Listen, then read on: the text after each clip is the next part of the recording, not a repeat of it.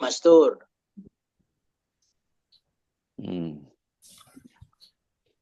Ya, sudah waktunya apa? Yang mulia Sultan. Rekam ya yang mulia. Wah, Enggak. Bismillahirrahmanirrahim. Assalamualaikum warahmatullahi wabarakatuh. Waalaikumsalam warahmatullahi wabarakatuh. Alhamdulillah wassalatu wassalamu ala Rasulillah wa ala alihi wa sahbihi wa man wala. Alhamdulillah. Segala puji bagi Allah yang melimpahkan karunia kepada kita berupa nikmat iman, Islam dan nikmat sehat walafiat sehingga kita dapat berkumpul di line ini dalam rangka kuliah online di mana kita punya judul pada pagi ini yaitu Sejarah Peradaban Islam. Mudah-mudahan kuliah online kita ini keridhaan Allah Subhanahu wa taala. Amin amin ya Allah ya rabbal alamin. Salawat serta salam senantiasa tercurahkan kepada junjungan kita Nabi Muhammad sallallahu alaihi wasallam, pada para ahli keluarganya, para sahabatnya dan para pengikutnya kita semua hingga akhir zaman. Amin ya Allah ya rabbal alamin. Amin. Marilah kita buka di online ini pada pagi hari ini dengan mengucapkan basmalah. Bismillahirrahmanirrahim. Tanpa membuang waktu, marilah kita serahkan kuliah online kita pada pagi hari ini. Kita serahkan kepada Yang Mulia Yudilvan Habib Datuk Munti untuk menyampaikan kuliahnya. Kepada Yang Mulia, waktu dan tempat kami persilahkan. Alhamdulillah wa syukurillah. Terima kasih. A'udzubillahi minasyaitonirrajim. Assalamualaikum warahmatullahi wabarakatuh. Bismillahirrahmanirrahim. Asyhadu an la ilaha illallah wahdahu la syarika lah, lahul mulku wa lahul hamdu, wa asyhadu anna Muhammadan nabi abduhu wa rasuluh la nabiyya ba'da. Allahumma sholli ala sayyidina Muhammad wa ala ali sayyidina Muhammad kama shallaita ala sayyidina Ibrahim wa ala ali sayyidina Ibrahim fil alamin innaka Hamidum Majid. Rabbi zidni ilman warzuqni ilman waj'alni rusdan. Amin. Baiklah, Yang Mulia yang berhadir pada pagi ini, kita melanjutkan perbincangan kita tentang jejak-jejak peradaban Islam. Kemarin kita sudah melampaui zaman fase Amirul Mukminin, mulai dari Abu Bakar As-Siddiq, Umar bin Khattab, Utsman bin Affan, sampai pada puncaknya adalah Ali bin Abi Thalib, yang mana kekuatan Amirul Mukminin pada dekade tahun ke-30-an Hijriah di Yasrib, di Madinah, itu dicap atau dituduhkan sebagai lemahnya keamiran yang dilakukan, yang dipimpin oleh Ali bin Abi Thalib.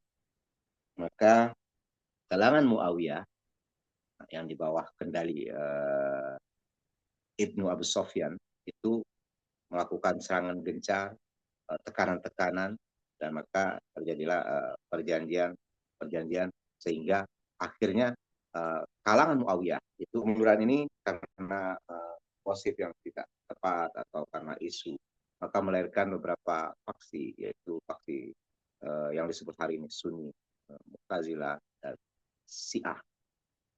Nah, inilah yang mulai mungkin terjadi perang isu fitnah.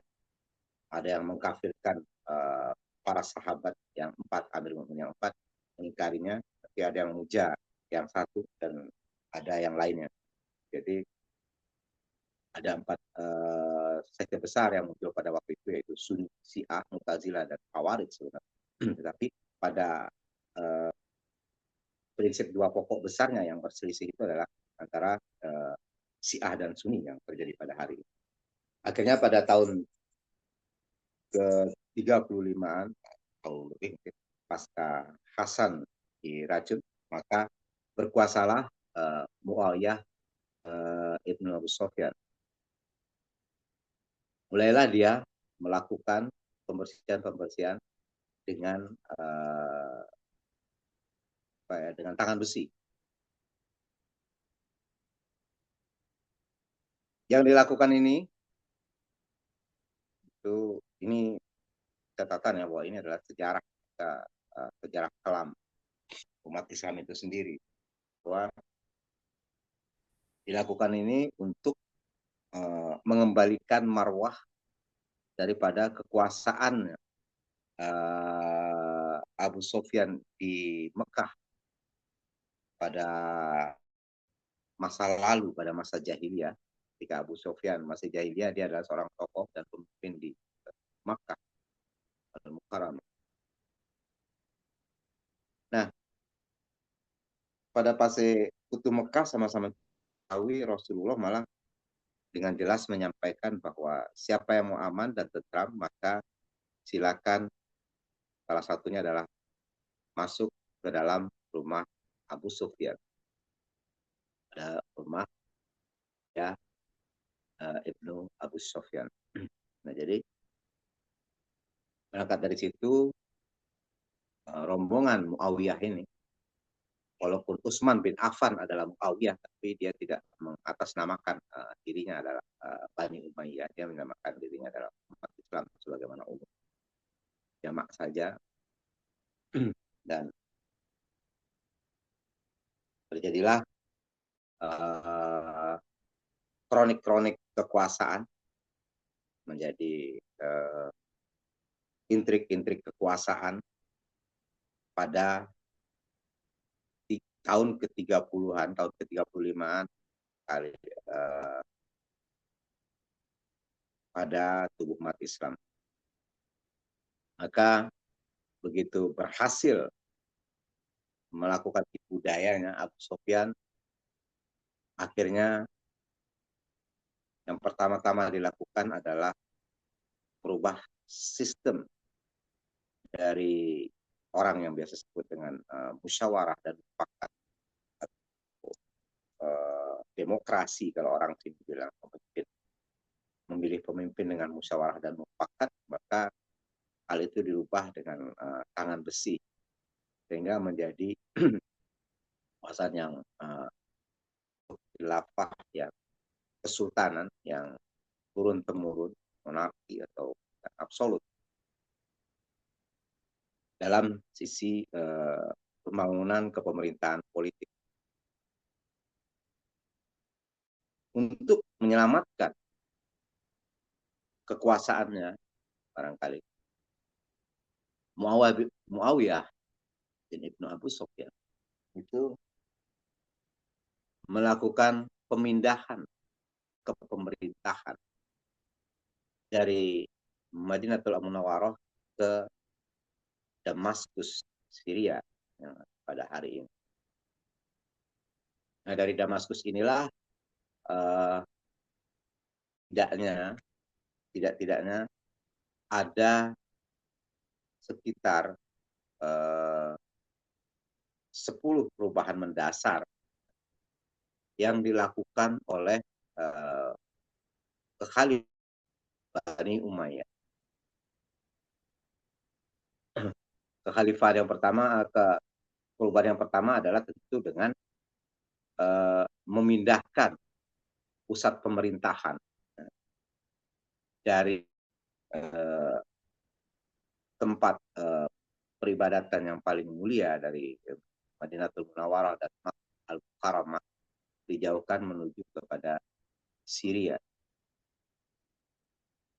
Nah, dari kenyataan itu tentu Bani Umayyah itu melakukan perubahan-perubahan yang sangat besar, sangat masif dan kuat. Bahkan kalau ada orang yang menentang pun itu harus dinyahkan, atau yang paling parahnya adalah harus dibunuh di akhir hidup.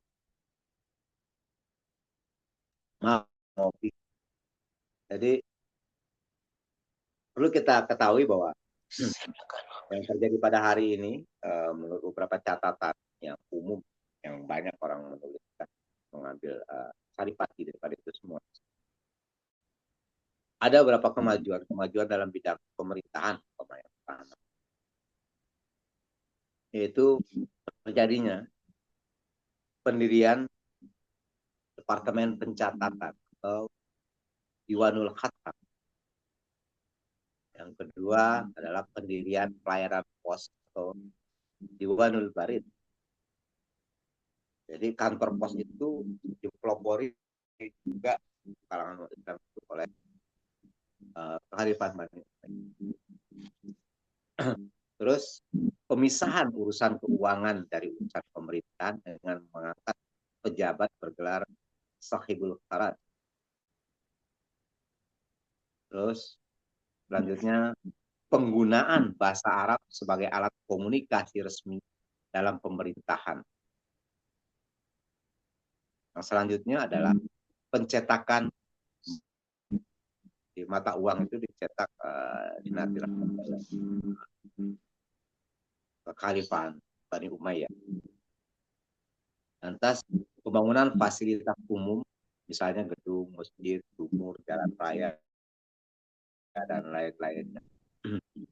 Itu lengkap dengan kelengkapan lain. Lantas pengurangan pajak dan menghentikan pembayaran peti atau jizyah bagi orang yang baru masuk Islam. Ini sudah wajar. Kemajuan dalam bidang agama pada masa Bani Umayyah dalam bidang keislaman itu penyempurnaan tulisan mushaf Al-Quran dengan titik pada huruf tertentu. Pembangunan Masjid Al-Amawi di Damaskus dan Al-Aqsa di Yerusalem. Jadi ada renovasi Yerusalem, Masjid Al-Aqsa. Perluasan Masjid Nabawi di Madinah juga Bani Umayyah yang melakukan. Pembangunan rumit bagi penderita kusta. Sampai juga keluar ultimatum bahwa orang kusta ini dilarang mengemis-ngemis di jalanan, maka diberikanlah tempat penampungan bagi penderita kusta pada masa itu. Terus pengumpulan hadis, lantas menyamakan kedudukan bangsa Arab dan non-Arab sehingga kembali bersatu. Nah, pada fase ini kegemilangan Bani Umayyah juga terus berlanjut sampai 90 tahun kekuasaan Bani Umayyah di dalam sistem kekhalifahan yang dibangun, sehingga pada puncaknya tentu sama kita tahu bahwa puncak daripada Bani Umayyah adalah dengan dunia pendidikan yang begitu maju. Ya. Bagaimana orang digiring untuk melakukan studi. Lantas juga ada gerakan yang paling kuat dilakukan oleh Bani Umayyah, sehingga yaitu melakukan ekspansi teritorial pemerintahan dinasti Umayyah, juga menaruh perhatian dalam bidang pendidikan, memberikan dorongan kuat terhadap dunia pendidikan dengan menyediakan sarana dan prasarana pendidikan. Di antara ilmu berkembang pada masa ini yaitu ilmu agama, ilmu sejarah dan geografi, ilmu pengetahuan bidang bahasa, dan ilmu bidang filsafat. Jadi Muawiyah itu kalau bicara soal filsafat, pembangunan seperti itu, keilmuan itu Bani Umayyah melakukannya dari awal.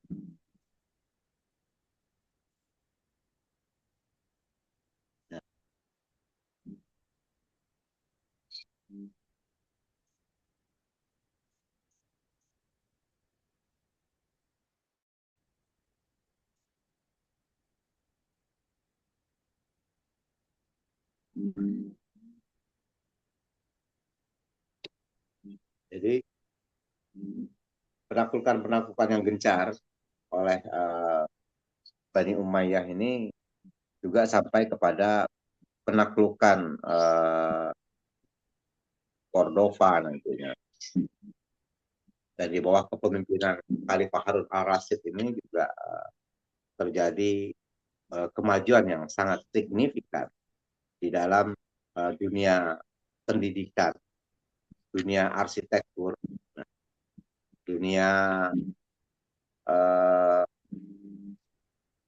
ekonomi, ya, kemajuan ekonomi yang sangat pesat, kemegahan-kemegahan sampai runtuhnya Muawiyah itu sendiri yang nantinya akan digantikan oleh kekhalifahan selanjutnya yang otomatis ada dua hal penting dalam pergolakan politik kekuasaan di dalam sejarah Islam, yaitu setelah runtuhnya Amiran sebagaimana Allah dan Rasulnya tetapkan bahwa Rasul wa ulil amri minkum, bukan wa khilafah minkum, bukan wa khalifatu minkum. Maka disitulah terjadi banyak hal, perkembangan-perkembangan dalam kemodernan berpikir, melakukan suatu hal yang dianggap baik untuk kemajuan zamannya. Zaman di mana semua ilmu pengetahuan itu bebas dan bahkan para ilmuwan itu digaji dengan sangat besar. Maka dengan demikian orang berlomba-lomba bisa untuk menambah pengetahuannya pada masa itu. Tetapi intrik-intrik politik dalam perjalanan kekhalifahan Muawiyah yang kurang lebih daripada 90 tahun itu juga menjadi pelajaran berharga bagi dunia politik, isu-isu politik, pembangunan mentalitas politik umat pada waktu itu. Dan bagaimana ketaatan itu harus ditumbuhkan atau dipaksa. Jadi berkembang dengan cepat dan masif selama 90 tahun itu dan perluas kemajuan umat Islam yang dicatatkan dalam sejarah. Maka pada tulisan-tulisan kaligrafi, tulisan-tulisan Arab, tulisan Al-Quran, penyempurnaan Mushaf Utsman yang kita pada hari ini itu juga pada masa Muawiyah. Nah, jadi 90 tahun itu hasil kerjanya juga banyak yang bermanfaat bagi kita. Walaupun merubah sistem tatanan pemerintahan dan juga melakukan berbagai hal manuver-manuver politik luar negeri, ekspansi, sehingga memperluas kawasan dan wilayah kekhalifahan Muawiyah. Mungkin itu sebagai pengantar dari saya. Jika ada yang kurang, mungkin bisa ditambahkan dan atau kita bisa ngobrol bareng-bareng.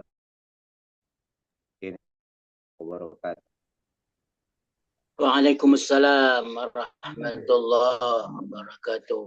Warahmatullahi wabarakatuh.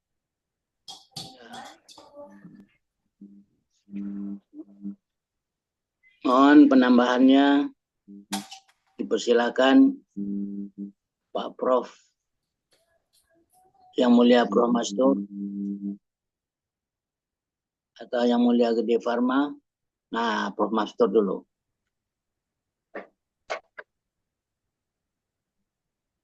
Silakan Yang Mulia.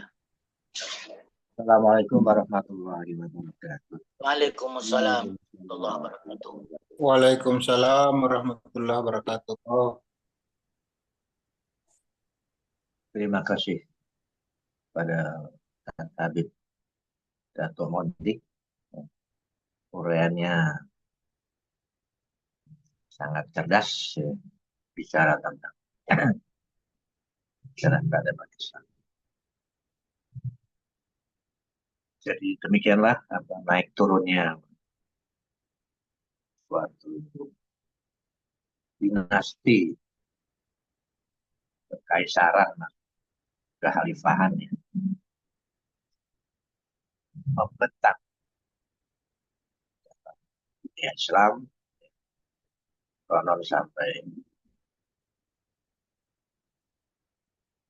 2/3 dari wilayah bumi ini.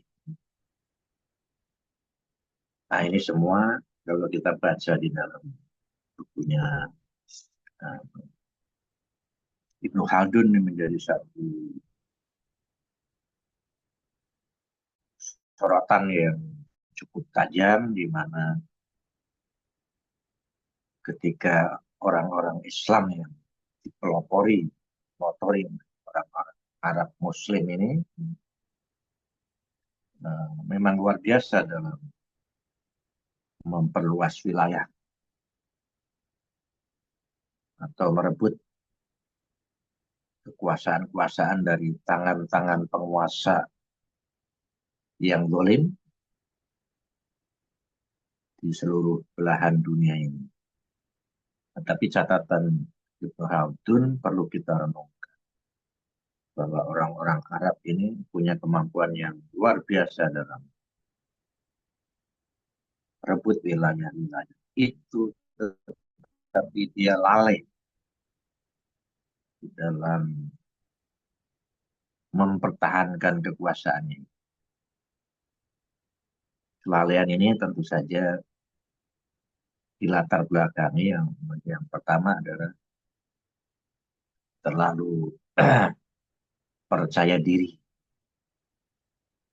Jadi menganggap bahwa dengan kemampuan menguasai wilayah yang luas itu, maka kekuasaan akan selalu di dalam genggamannya.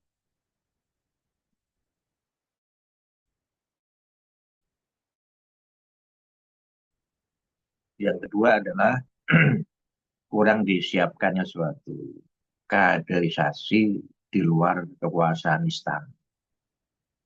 Jadi kekuasaan yang sentralistik ini memang harus menerima resiko dari kekuasaan yang sentralistik ini. Mereka-mereka yang di luar istana itu, atau yang berbeda pandangan dengan istana, maka itu tidak mendapatkan manisnya madu, kecuali beberapa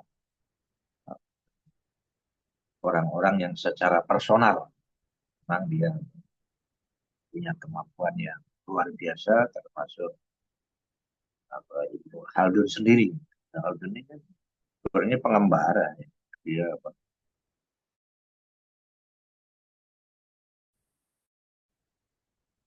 hidupnya tajam dari Khaldun ini memang terlunta-lunta. Khaldun sendiri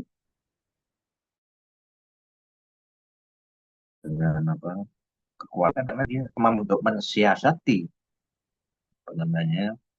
kedekatan dia dengan orang-orang yang berkuasa, walaupun kata Dr. Syafi'i Ma'arif, dosen sejarah saya, dikatakan Ibnu Khaldun ini di samping kemampuan yang luar biasa juga punya karakter semacam seorang kolaborator. Jadi dia enjoy aja dari pindah dari satu kekuasaan kepada kekuasaan lain. Yang penting dia tetap berkuasa. Yang ketiga adalah persoalan tadi dengan luasnya wilayah itu, sehingga fokus untuk peradaban itu tidak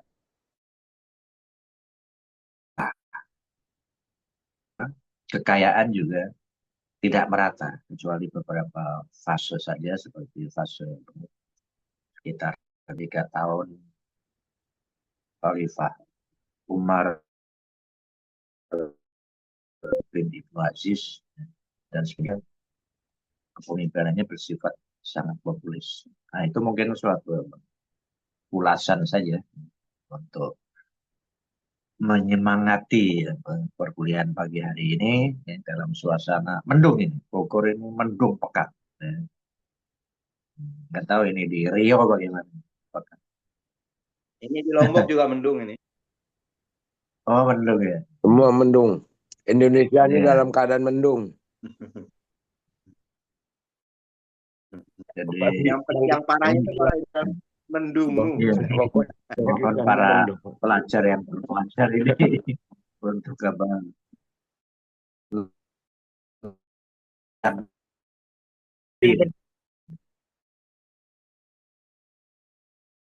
Tanya, kuliah. Terima kasih. Ya. Bertanya, izin. Ya. Assalamualaikum warahmatullahi wabarakatuh. Waalaikumsalam. Waalaikumsalam. Terima kasih atas tausiahnya dan itu luar biasa. Saya dari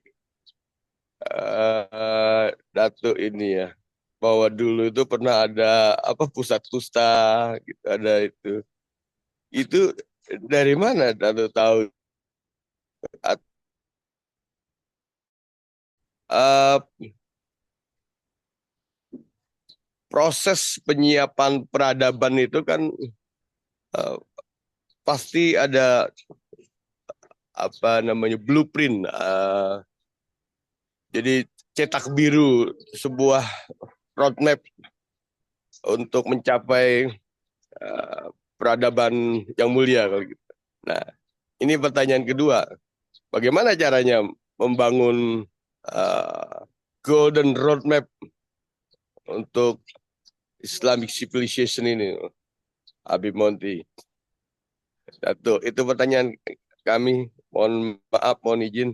Terima kasih. Assalamualaikum warahmatullahi wabarakatuh. Waalaikumsalam. Assalamualaikum wabarakatuh. Iya, terima kasih ini. Pertanyaannya sederhana tapi cukup ini juga mengejutkan juga. Ya memang ya.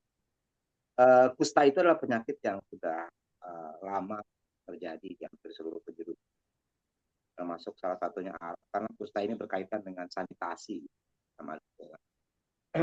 Bagaimana masyarakat Arab itu juga kan belum tersistematis secara kesehatan. Data-data itu banyak ditulis oleh para sejarawan, baik sejarawan khususnya sejarawan Islam yang ada pada fase itu yang diberikan, dan juga sampai pada para sejarawan yang paling modern pada hari ini juga tetap mengikuti pada sumber-sumber yang sudah berangkat daripada masa Bani Umayyah menjadi khalifah.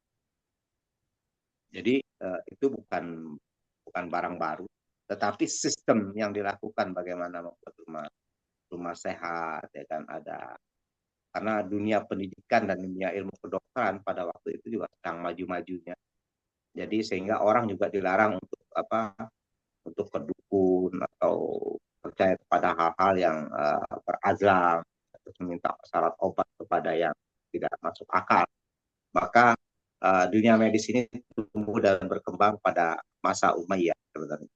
Nah, ini adalah fase yang paling menarik untuk bisa kita lihat bagaimana tokoh-tokoh Islam akhirnya muncul. Dan dengan keadaan seperti itu, tentu mau tidak mau seorang top leader akan berpikir juga, sejahat-jahat mereka juga akan tidak mau namanya cemar dan didoakan oleh para mustad'afin ini, orang-orang tertindas ini menjadi pemimpin yang zalim. Maka diberilah bantuan seperti itu, mengevakuasi para penderita kusta dan membuat rumah sakit khusus kusta. Dan itu berkembang sampai hari ini tentunya, dan saya juga memakai sistem. Yang kedua adalah bagaimana dia bisa membangun begitu megah. Yang pertama kita lihat adalah istito'ah dalam ketentuan karhan wa ta'atan, dalam ketentuan dia mau sukarela atau mau dipaksa. Jadi kekuasaan tangan besi ini yang dilakukan oleh Bani Umayyah dari awal berdirinya dengan tujuan bagaimana memperluas syiar Islam, tujuannya baik. Tapi mungkin ada sebagian orang yang merasa tidak suka dengan pola dan sistem Bani Umayyah ini. Ya, ada hal yang paling urgensi dari sorotan orang, yaitu memindahkan pusat kepemerintahan dari Madinah ke Damaskus. Sudah itu juga bahkan pernah memindahkan pusat kekuasaannya setelah Cordova ditaklukkan dan memindahkan kekuasaan, sempat hampir memindahkan sempat mungkin sebentar memindahkan kekuasaan di Cordova pada waktu itu.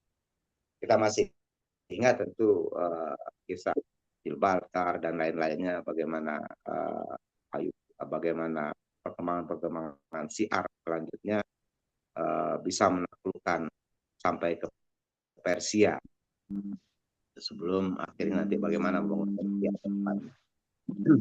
Nah, kemajuan-kemajuan ini sekali lagi bukan persoalan blueprint, tetapi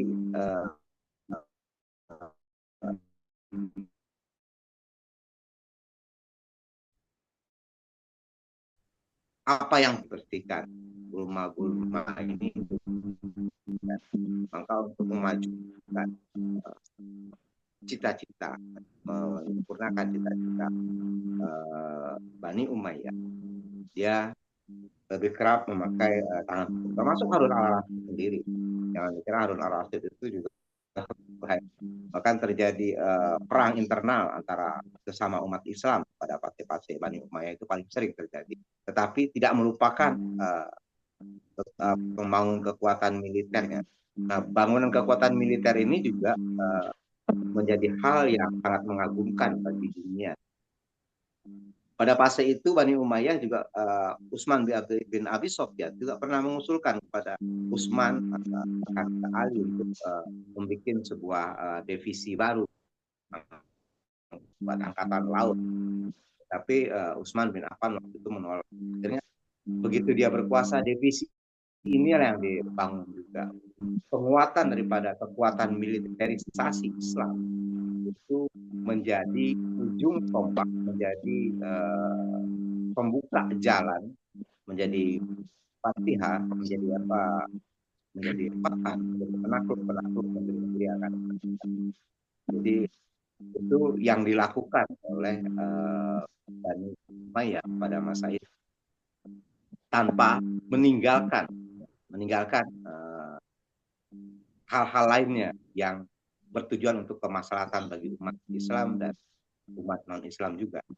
Makanya kadang orang banyak menuduh kepemerintahan Bani Umayyah, kekhalifahan Bani Umayyah ini bau darahnya begitu keras dan begitu kental. Karena memang kita sama maklum, kalau kalau Abu Sofyan dulu kan memang orang belakangan juga masuk Islam, dan karena dia pemuka Mekah, dipercaya juga Rasul tetap menjadi pemimpin Mekah. Mungkin berangkat dari situ dia mengklaim bahwa dia berhak untuk menjadi khalifah. Maka istilah Khalifatullah itu pertama kali dipakai oleh Abu Sofyan di khalifah Bani Umayyah. Nah, itulah yang juga menjadi hal yang dominan dalam sistem pemerintahan, yang merubah dan akhirnya melahirkan pemikiran-pemikiran generasi baru, sehingga menumbuh kembangkan yang disebut dengan penegakan khilafah. Nah, kalau kita baca penegakan khilafah ini sangat mengerikan, karena bau darahnya cukup mengasihkan.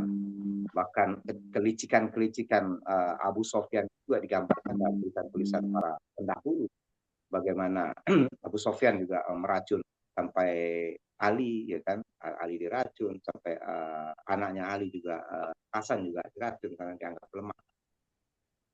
Dan terjadi berbagai perang, konflik antara sesama umat Islam, dan bahkan perang bunuh-bunuhan itu, dan sempat redam damai, tapi Abu Sofyan juga mengkhianati dengan kecerdikannya perdamaian-perdamaian. Nah, perjanjian-perjanjian ini juga adalah merupakan akar-akar menjadi landasan pijakan daripada Abu Sofyan untuk membangun kekhilafan Muawiyah pada masa itu. Karena dia melihat bahwa Islam ini harus berkembang dan menjadi rahmatan lil alamin dengan cara apapun juga. Ini menurut persepsi saya ya, mendampingi persoalan hak dengan batil. persoalan maslahat dengan mudarat, itu hal itu juga didamping. Tetapi bagaimana menekan mudarat kecil-kecilnya sehingga semua yang dilakukan adalah bermanfaat, itu adalah tujuan daripada syiar Islam menjadikan rahmatan lil alamin Al-Quran. Nah, dengan konsepsi Al-Quran menjadi rahmatan lil alamin ini, maka fase-fase Muawiyah ini menyempurnakan penulisan Mushaf Utsman. Yang kedua adalah bagaimana menuliskan hadis-hadis Rasulullah yang begitu banyak. Nah, pada masa Muawiyah ini juga terjadi hal seperti itu. Jadi mungkin bisa dibilang banyak hal yang dilakukan oleh kekhalifahan Muawiyah yang juga bermanfaat sampai kepada kita pada hari ini. Mungkin itu Bang Komar Ibnu Miftah.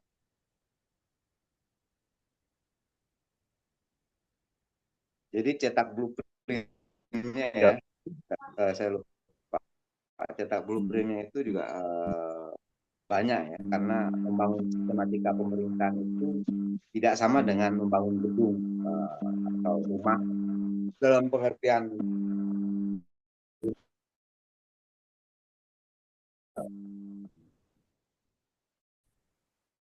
ekonomi, peranata pasar, dan mata uang, menentukan mata uang, cetak mata uang.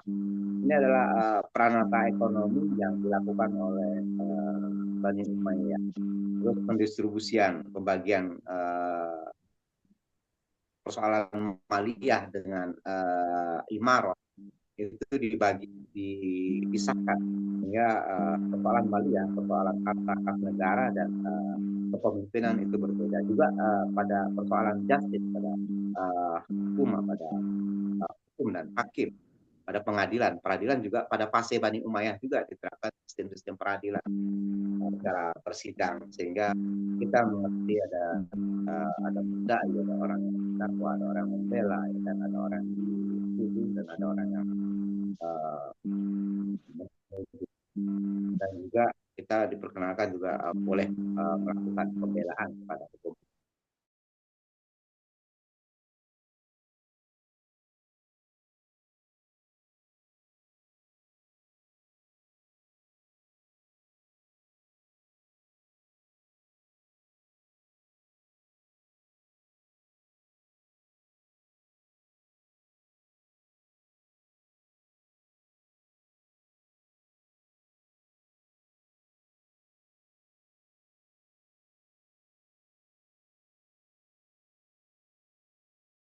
Maka bangunlah masjid yang megah, bangunlah perguruan tinggi, sekolah-sekolah, ya. Bangunlah, itulah kita mengenal nilai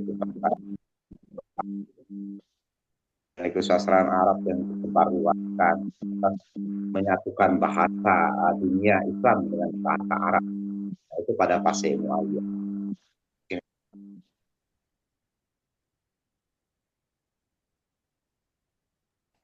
Ya, selanjutnya. Saya boleh tanya sedikit. Silakan selanjutnya.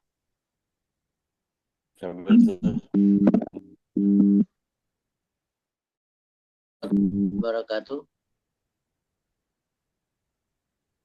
Ya, waalaikumsalam warahmatullahi wabarakatuh. Silakan yang mulia Gede Lalu Parman. Ya, Gede Parman. Saya kebetulan kan jadi member dari organisasi filsafat dunia, member kesekian lah. Jadi juga jadi member dari apa namanya, Earth Citizen, penghuni bumi. Murah-murah ini 3,5 juta daftarnya. Kalau yang filsafat bayarnya 7 juta daftarnya, itu mahal. Nah, kemudian seperti yang kita ketahui, di dunia ini ada organisasi yang menjadi anggota PBB disetarakan dengan negara. Nah, yaitu PMI, Palang Merah Indonesia, Red Cross, Palang Merah Cross, dan apa namanya, agama Bahala, ya? agama Bahala lah ya gitu namanya, ya kan?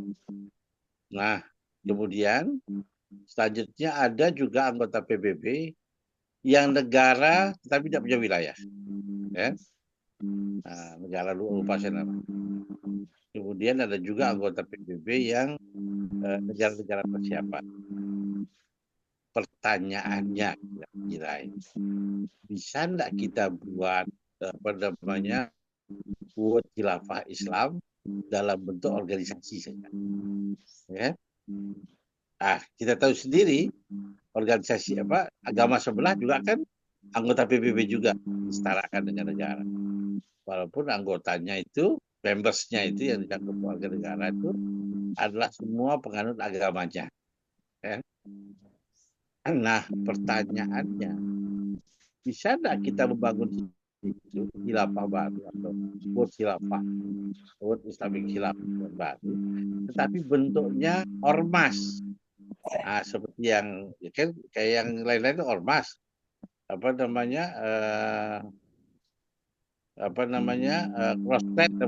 Cross kan ormas, kemudian juga agama ini kan juga bentuknya ormas, ya. Kemudian juga pertanyaannya itu, bisakah kira-kira kita membangun khilafah baru dalam bentuknya yang paling kontemporer? Jadi bukan negara dalam pengertian yang Montesquieu ini, tetapi juga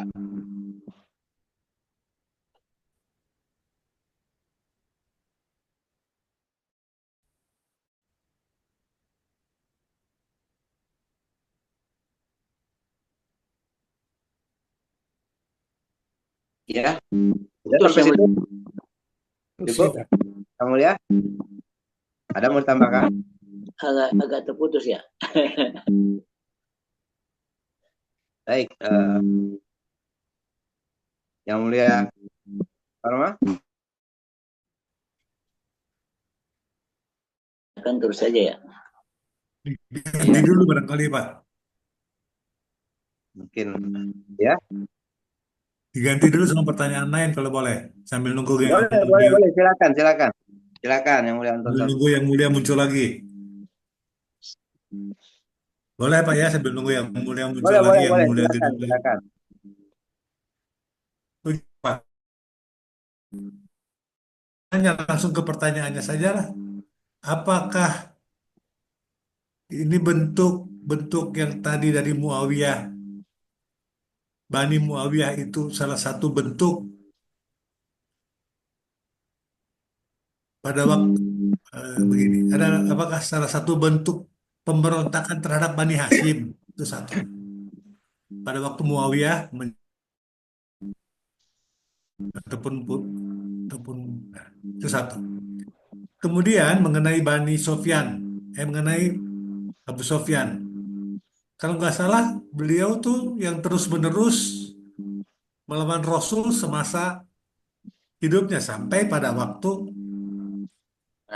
Rasul masuk ke Mekah di akhir hayatnya. Itu kita tinggal dulu. Yang pertanyaannya, apakah pertentangan antara dan Bani Hashim yang diwakili oleh Hasan Hussein tadi dengan Bani Muawiyah ini, apakah itu merupakan awal dari perbedaan Sunni dan Syiah? Mungkin itu pertanyaannya, Pak. Sunni di lain pihak dan Syiah di lain pihak. Apakah dimulai dari situ, dimulainya perbedaan Sunni dan Syiah itu? Pertanyaannya itu barangkali, Pak. Makasih. Terima kasih ya. Assalamualaikum. Bahwa pemberontakan Gubernur Sofyan itu memang dilakukan ketika dia enggan berbaiat kepada Ali bin Abi Thalib, bahwa itu adalah pemberontakan pertamanya, dan dia menyusun kekuatan pada fase itu untuk bagaimana melemahkan Amirul Mukminin, itu istilahnya, Ali bin Abi Thalib. Belum oleh Muawiyah. Dulu pada sebelum Muawiyah itu tetap namanya Amirul Mukminin. Nah, persoalannya adalah betul tidak pada fase itu fase ketika terjadi pergolakan itulah terjadi tiga hal yang tadi saya sebutkan, ada Khawarij, ada Syiah, dan ada Sunni, sehingga mereka menjadi tiga golongan yang terpisah. Nah, Syiah dan Khawarij ini, Muawiyah dan Syiah ini juga yang sangat kontradiktif pada masa itu. Maka memang pada awal-awalnya terjadinya perpecahan itu justru ketika terjadi penolakan berbaiat kepada Ali bin Abi Thalib. Jadi Ali bin Abi Thalib itu juga nggak mau memaksa kan orang mau berbaiat atau tidak berbaiat terhadap keamiran yang telah ditetapkan oleh Syuro yang mereka lakukan, karena sistem Islam pada masa itu masih musyawarah, masih syuro, masih melakukan syuro untuk mengangkat pemimpin. Nah, mungkin aja di Syiah juga memakai sistem itu, memakai syuro majelis imamnya untuk melakukan syuro, mungkin Ali memilih seorang amir fase-fase selanjutnya. Nah, tentu sampai pada hari ini, sehingga fakta besar yang kita kenal itu memang berangkat daripada ketika Utsman, ketika Abu Sofyan mewakili Muawiyah, Bani Hashim diwakili oleh Ali bin Abi Thalib, karena itu kacamata atau sudut pandang Abu Sofyan dengan Ali bin Abi Thalib itu berbeda. Padahal Utsman bin Affan sebelumnya itu sudah jelas-jelas menyatakan bahwa dia adalah Amirul Mukminin, bukan Amirul Umayyah. Tapi ini Utsman pun dibunuh pada waktu Ali. Kenapa dia enggan berbaiat? Karena takut kisah lakukan. Karena ternyata kan sudah terindikasi siapa yang membunuh Utsman bin Affan. Ya. Takut kisah itu dilakukan, maka terjadilah pemberontakan dan penolakan. Kalau mau dibilang kekejian politik di dalam tubuh Islam, itu umat Islam itu sendiri ada. Jadi bukan suatu hal yang kita menjadi holy power, kekuatan suci. Tapi zaki-zakinya para pendahulu kita juga begitu banyak. Jadi tentu dia akan terus berkembang sampai pada hari ini. Jadi itu kira-kira Pak Anton atau masih kurang? Pertanyaannya yang tadi Pak, apakah ini dari sini dimulainya pertentangan antara Sunni dan Syiah itu Pak? Iya, pertentangan Syiah dan Sunni itu terjadi ketika enggan Abu Sofyan menolak baiat kepada Ali, sampai terjadi kasus keracunan kepada Hasan bin Ali bin Abi Thalib. Nah, jadi itu juga menjadi pemicu tegaknya Syiah yang dipelopori justru bukan oleh Bani Hashim. Nanti jangan dikira Syiah itu dipelopori oleh Bani Hashim ya, tapi orang yang melihat bagaimana ingin membela keluarga Ali. Wallazi arsala rasulahu bihuda wa dinil haq yudhiru ala dinil walau karihal musyrikun wa kafa billahi syah. Artinya bahwa Islam ini adalah adinul haq, bukan organisasi, tetapi Islam itu mengorganisir dengan membuat organisasi, tapi orang akan menyebutkan itu sebagai organisasi keagamaan. Jadi kan cara-cara pelemahan orientalis kan akan memikirkan seperti itu. Bagaimana hal ini harus dilemahkan. Pola berpikir orientalis itu melemahkan judgment ilahiyah kepada umat Islam. Yang boleh itu adalah perkembangan pemikiran, dan itu fungsi untuk bisa merangsang kita merubah segala suatu hal seperti yang dilakukan oleh Muawiyah tentunya. Ini kan kaitannya dengan seperti itu. Persoalan organisasi, khilafah sebagai organisasi itu ada Hizbut Tahrir di Palestina, dan di Indonesia ada HTI namanya, Hizbut Tahrir Indonesia. Jauh sebelum itu kita flashback ke belakang, pasca kemerdekaan itu juga ada organisasi-organisasi kenegaraan yang cukup sangat pelik untuk bisa diselesaikan. Pada tahun 49 itu 48, 49 sampai 5 lahir RMS, Republik Maluku Selatan, ada Darul Islam, ya, Tentara Islam Indonesia, DITI, yang memproklamasikan 7 Agustus 1949 namanya NI, Negara Islam Indonesia, dan nanti dia ada NBANI, negara bagian Aceh, ya, Negara Islam Indonesia, terus ada NI di selatan, di Kalimantan Selatan. Pertanyaannya, Beb, inti pertanyaannya Iya. adalah, adakah kemungkinan di masa kini kita membangun khilafah Islam? Gini loh, kan saya sudah bilang tadi, khilafah Islam itu sudah dibangun oleh Hizbut Tahrir dengan gerakan-gerakan itu, dia gerakan itu dengan caranya. Nah, soalan kita di Indonesia, kalau kita mau juga kan mereka sudah buka cabang di sini sama Hizbut Tahrir Indonesia. Hizbut Tahrir Indonesia itu menjadi ormas, bukan menjadi sebuah gerakan. Nah, kalau gerakan kita mau bikin, saya ingat pembicaraan diskusi sama Mukhtar Lubis dan TB Simatupang. Kalau Anda mau gerakan tuh ngapain Anda ngomong-ngomong, bikin aja. Dan ini silent movement dan underground. Jadi bikin gerakan untuk kemunculan itu tentu persoalannya adalah bukan bisa atau tidak bisa, tapi mau mempunyai daya juang yang kuat atau tidak. Nah, apalagi untuk mencapai kepada kencah PBB.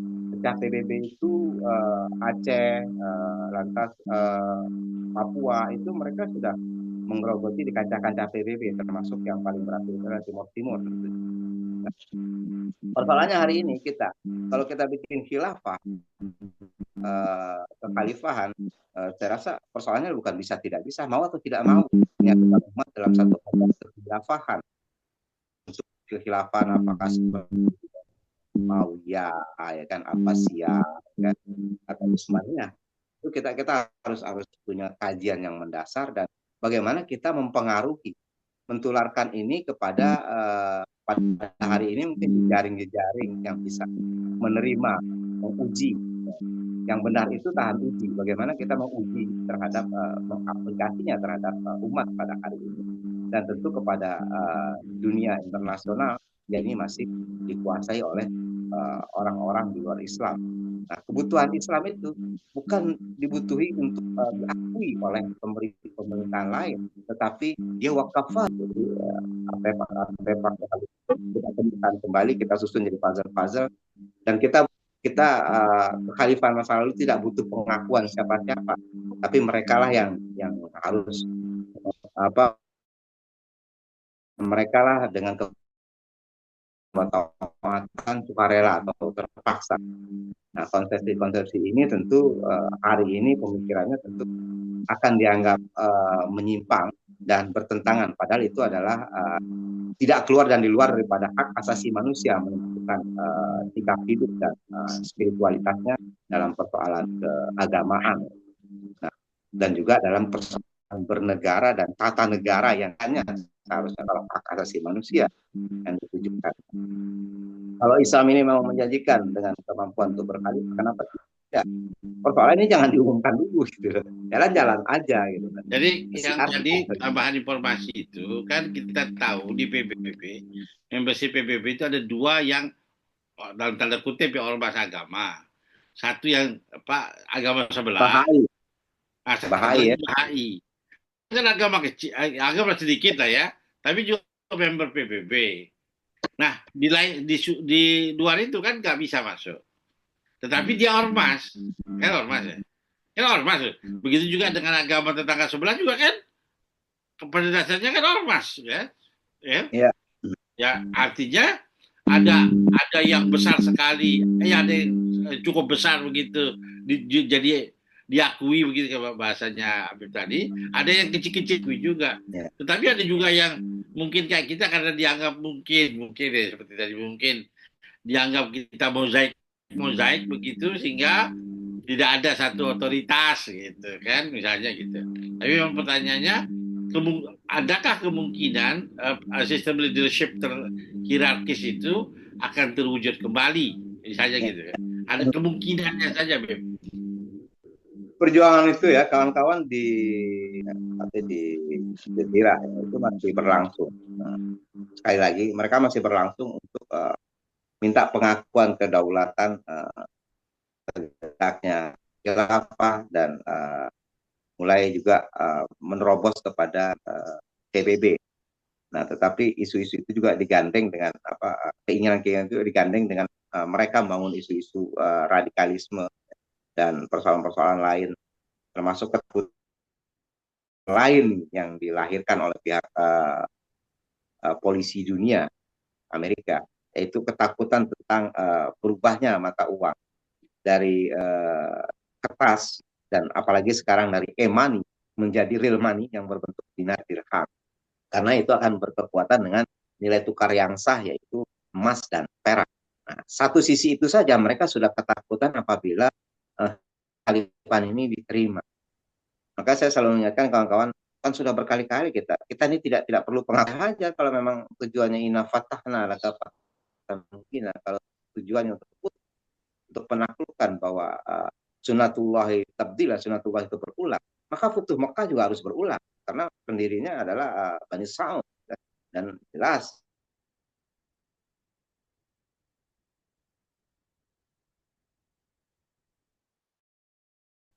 di PBB gitu. Itu yang saya dapat kabar terakhirnya. Tapi saya lihat ya gimana Anda mau diakui, ya mudah saja mereka mengakui, tapi kita harus sesuai dengan keinginan. Nah, jadi itu kuncinya. Kalau kita sesuai dengan keinginan mereka, maka kita bisa masuk ke PBB. Seperti umpamanya yang Mulia Parma bikin pada hari ini untuk Persatuan Raja-Raja Nusantara, ya. Itu mengklaim saja ke PBB kawan-kawan ini, maka kawan-kawan ini akan mematuhi, akan bisa diterima karena kita masih di bawah Indonesia, itu kan dianggap ormas ini gitu. Iya. Tapi kalau sudah Islam, ini menjadi sebuah sinyalmen, lampu hijau, lampu kuning bagi mereka bahwa ini adalah amaran, sebentar lagi lampu merah, tanda bahaya bagi mereka. Nah, itu persoalannya yang sebenarnya. Iya, terima kasih luar biasa. Ya, mungkin yang lain. Ya. Yang lain ada tambahan, masukan? Ayahanda Datuk Monty, izin saya bicara. Itu kemarin Buya Muhammad Abdul Qadir, ada tambahan? Kemarin Presiden Prabowo menyebut khilafah Utsmaniyah. Ya, kekhalifahan Utsmaniyah yang menjadi model dari sebuah sistem pemerintahan yang maju dan sejahtera rakyatnya. Bisa dielaborasi lagi, Ayahanda Datuk Monty, tentang zaman Utsmaniyah. Ya, terima kasih. Ya, tapi memang sekilas saja saya gambarkan bahwa fase yang terakhir terkait kejayaan Utsmaniyah ini kan adalah kejayaan pada fase Ottoman. Pada Ottoman dan imbas kebudayaan itu juga sampai kepada Indonesia paling awal. 1924 itu runtuhnya Utsmaniyah, runtuhnya kekhalifahan dari Muawiyah, Abbasiyah, Utsmaniyah dan apa yang lainnya itu juga runtuh. Khalifah-khalifah yang sebentar saja.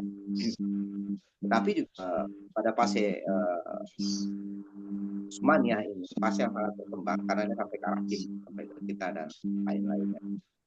Syiar dengan syiar dan kekuatan sama dengan Muawiyah. Zaman khalifah ada yang dikorbankan, ada yang merasa jadi korban. Dan bagaimanapun itu akan tetap terjadi di mana karena sistem khalifah Utsmaniyah juga sama dengan Muawiyah, artinya dinasti. Mereka membangun dinasti dan turun-temurun. Setiap anak itu bisa menjadi top leader pada khalifah. Itu ini yang sangat bertentangan dalam Islam pada hakikatnya yang sebenarnya bagaimana memilih imarah itu adalah dengan tawarah dan mufakat, sehingga bukan persoalan dia anak sebulan, Muhammad atau Fatimah binti Muhammad, kalau dia mencuri potong tangan. Ya, kan? Nanti jadi tidak ada nepotisme, tidak ada malah polisi bahwa dia ada gen Nabi Muhammad, kalau dia mencuri tidak dipotong tangan, tidak ada. Hal ini yang dilakukan oleh khalifah yang ada untuk tidak melakukan itu, selain mereka saling berbunuhan sesama mereka juga. Host, tidak bicara, dimatikan host. Sunoreng. Ya. Ya. Jadi mungkin itu Komarudin Ibnu Mikam yang mulia. Siap. Nuhun. Nah, pada 1924 ketika runtuh terakhir itu, intrik yang terjadi di Utsmaniyah di Turki itu sangat berat. Terus, bagaimana orang bermain politik itu sangat tajam, infiltrasi kepada kekuasaan yang dimotori oleh Vatikan dan kepentingan Israel yang maju.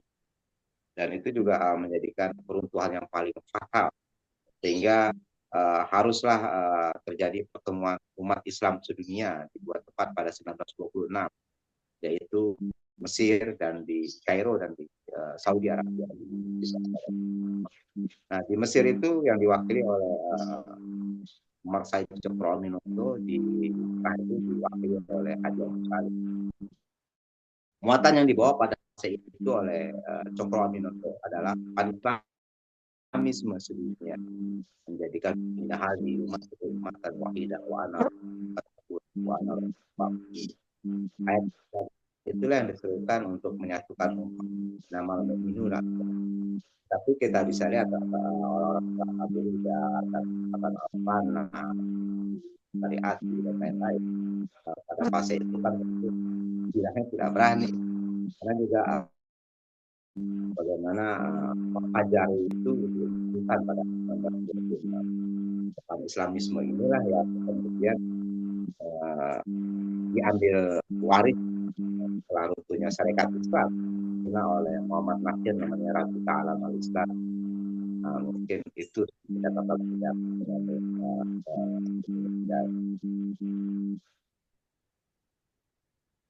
ya, silakan.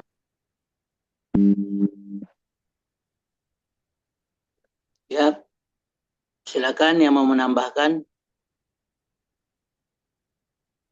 Pak Prof mau menambahkan, Yang Mulia.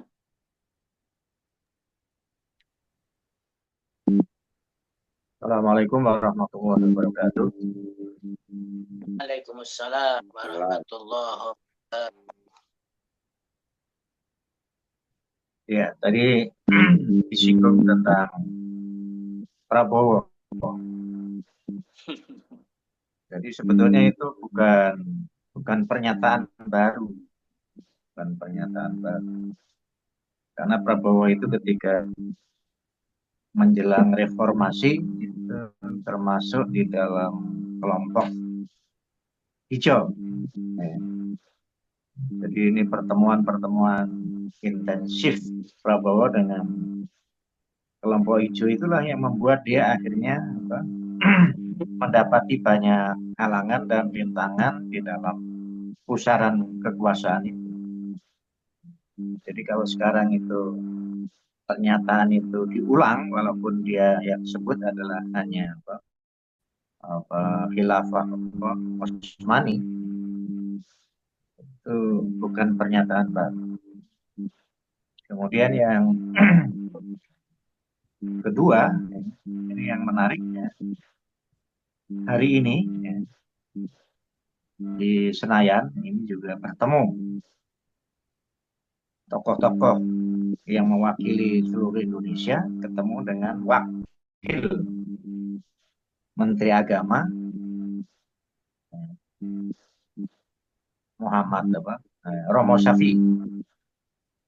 Itu juga membicarakan hal yang sama, walaupun dibungkus dengan pernyataan atau konsep-konsep yang lain. Tapi intinya semua sekarang ini sebetulnya banyak kelompok-kelompok yang sedang menuju ke sana. Si Romo Sabri sendiri pernyataannya juga jelas tentang khilafah. Waktu masih Presiden Jokowi, dia juga menyatakan secara terbuka, ada videonya tentang hal tersebut. Artinya khilafah itu adalah konsep yang bukan konsep rahasia yang lalu kemudian ditutup-tutupi. Tetapi gerakan untuk menuju ke sana itu mau tidak mau dalam posisi yang lemah tidak bisa bersifat konfrontatif.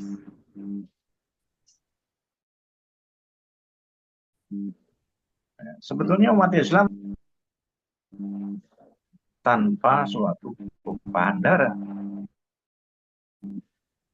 tahun 59 itu adalah suatu puncak pencapaian politik dan hukum yang sangat luar biasa. Saya sebagai dosen Pancasila selalu tumpuannya adalah dari situ. Dekret ini adalah pernyataan yang punya resiko yang besar, karena kalau dekret itu sampai ditolak ya resikonya kayak Gus Dur, dia akan terlempar dari kekuasaan. Tapi karena Soekarno punya kemampuan diplomasi yang sangat tinggi, maka dia terima itu konsep yang disodorkan oleh Nasution dan oleh Idham Khalid dari NU, Nasution dari tentara. Dan kemudian dekret Presiden 5 itu di dalam sidang MPRS. Sehingga ini sebetulnya peluang ini jangan ditinggalkan, karena secara politis dan hukum itu punya kekuatan yang mengikat. Jadi kompromi antara 18 Agustus 45 dengan Piagam Jakarta itu sudah lebih dari cukup sebagai satu landasan untuk kita membangun suatu masyarakat yang Islami, bahkan negara yang Islami walaupun bukan disebut sebagai negara Islam. Sebutan negara Islam itu kan bukan wajib. Tapi yang wajib adalah sistem melaksanakan sistem Islam itu dalam kehidupan pribadi luas. Berarti ini sekaligus menjawab pertanyaan dari guru tua kita bahwa itu mungkin, karena juga sudah pernah, jadi sesuatu yang sudah pernah itu mungkin walaupun konteksnya adalah konteks ruang dan waktu sekarang. Apalagi kalau kita mempercayainya ada hadis yang menjelaskan.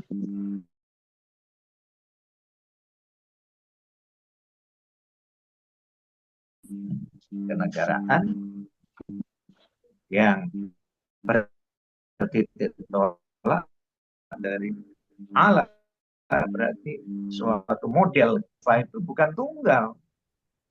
Misalnya konteks Indonesia, kalau tunggal begini terus, langkahnya harus dipisah.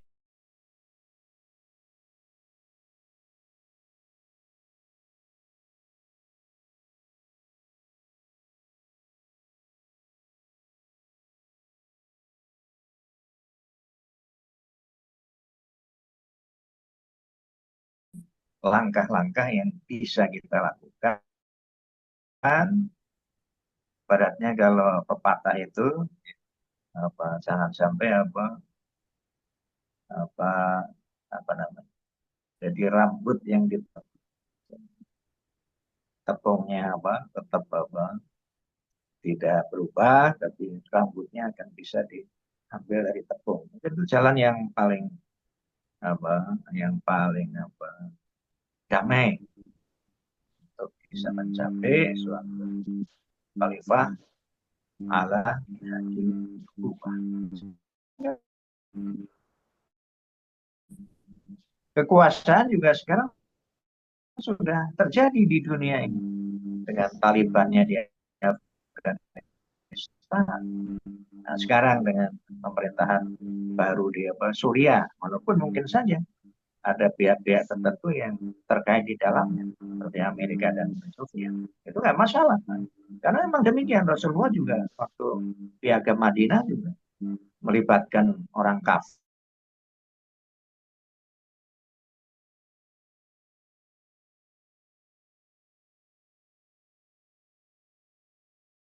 Bagi kita, ya, apalagi ada nubuah. Ya, nggak usah ragu-ragu, cuma persoalan pendekatan, metode, strategi, bukan lain persoalan. Kenegaraan itu tumbuh sih itu. Tinggal diklik aja untuk mencari titik-titik persamaan. Nah, disitulah baru ada namanya baiat. Makanya Hizbut Tahrir sampai hari ini belum membaiat pemimpinnya, tapi baru teman saya yang menjadi jurbirnya. Mereka cita-citanya bukan hanya Indonesia, tapi adalah mendunia.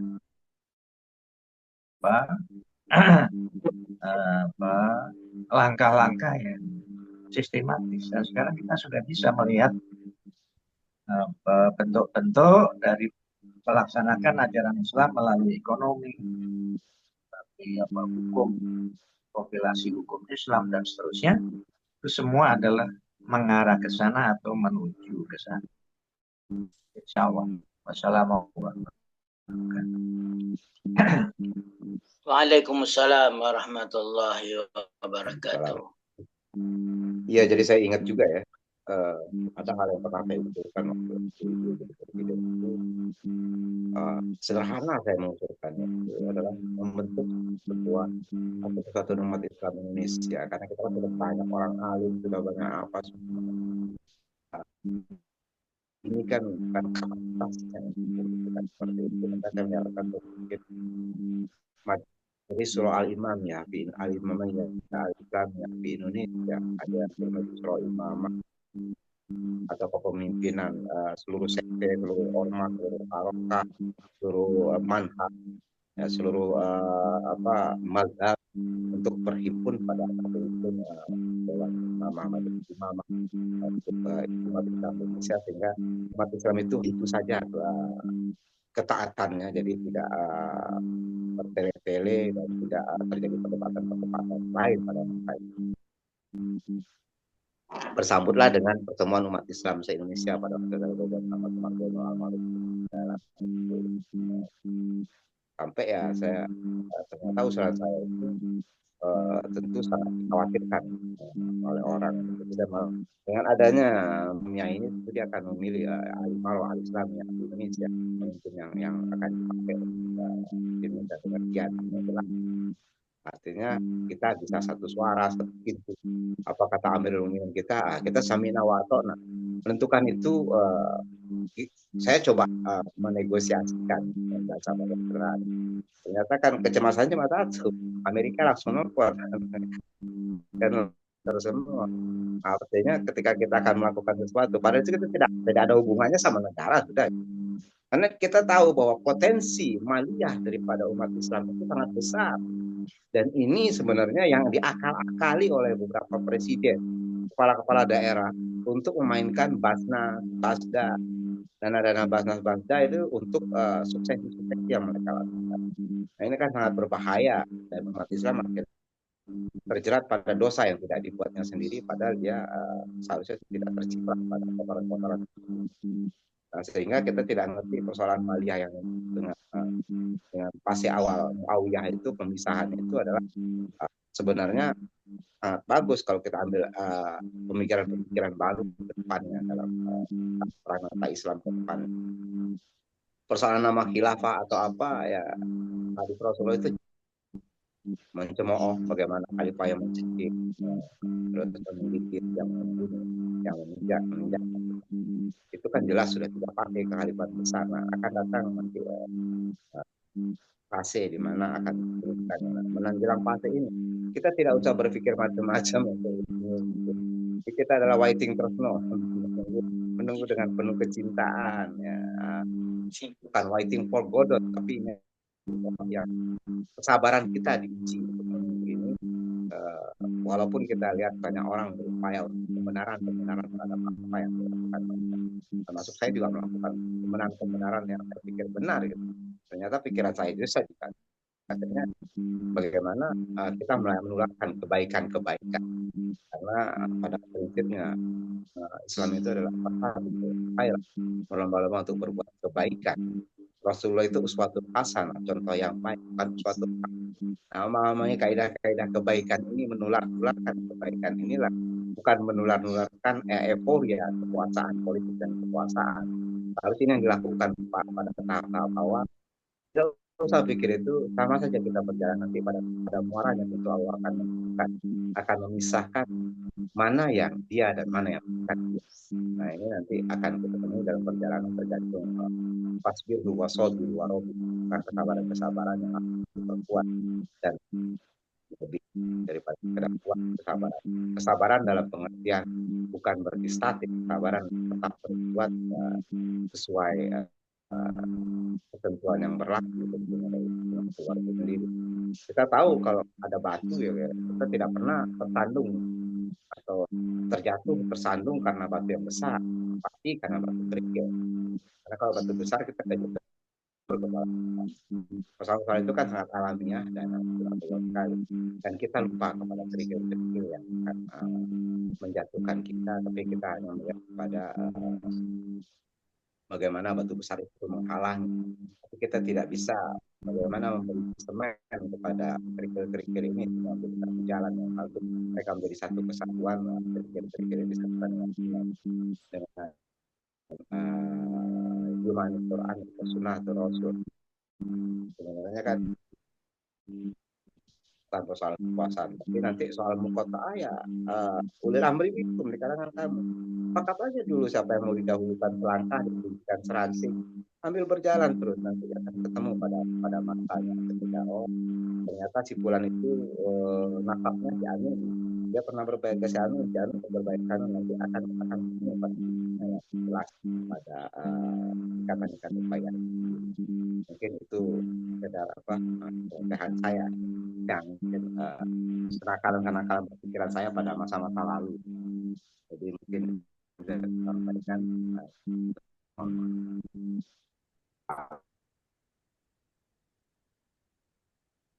Terima kasih Yang Mulia atas pemaparan semuanya.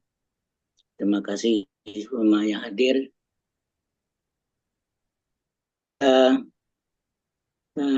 Membahas masalah yang paling menarik pada pagi hari ini. Tapi waktu jualah yang akan memisahkan kita untuk sementara. Kita sudah sampai ke penghujung waktu. Mohon Prof untuk untuk meringkaskan daripada pertemuan kita pada malam hari ini, pertemuan yang paling menarik. Sekalian nanti kita tutup kuliah online kita pada pagi hari ini.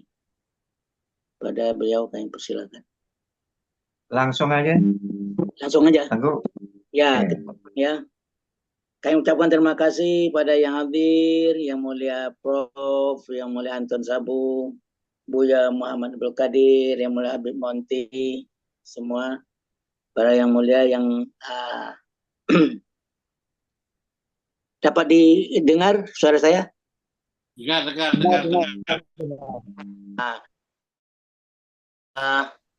Tutup kuliah online kita pada pagi hari ini dengan mengucapkan hamdalah alhamdulillahirabbil alamin.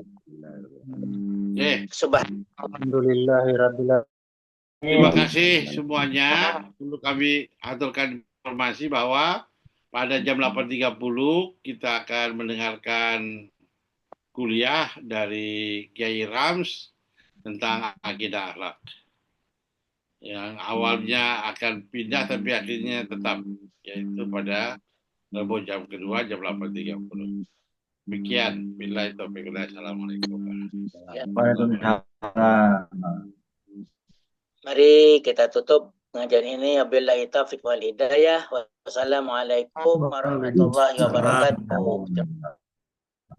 Wabarakatuh.